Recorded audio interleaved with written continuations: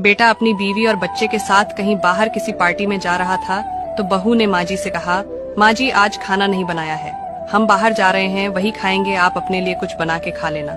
बूढ़ी माँ ने कहा, लेकिन बेटा मुझे तो गैस चलाना नहीं आता है। बहू ने कहा, तो फिर ऐसा कीजिए कि पास वाले मंदिर में भंडारा लगता है, आप वहीं पर जाकर खा लीजिएगा, तो आपको गैस चलाने की जरूरत ही नहीं पड़ेगी।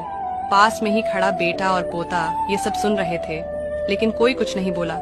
बूढ़ी माँ को भूखा ही छोड़कर बेटा और बहू पार्टी में निकल गए। माँ को थोड़ा दुख तो हुआ, लेकिन फिर अपने आप को ये सोचकर मना लिया, ठीक ही तो है, कभी कभी घर के काम से आराम बहू को भी मिलना चाहिए, और भगवान का भंडारा खाने का सौभाग्य किस्मत वालों को ही तो मिलता है।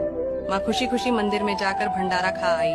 एक दिन बेटे की छुट्टी थी, बेटा बहू और उनका बच्चा अपने घर में साथ में समय बिता रहे थे।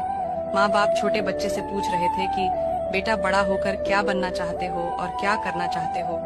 छोटे बच्चे ने बड़े ही सरल भाव से माँ बाप को उत्तर देते हुए कहा, मैं बड़ा होकर वकील बनना चाहता हूँ, मेरी इच्छा है इस घर से भी बड़ा एक घर लेने की, लेकिन वह घर मंदिर के पास होना चाहिए, ताकि मैं बड़ा होकर किसी भी पार्टी में बाहर जाऊं तो आप दोनों को ज्यादा तकलीफ ना हो।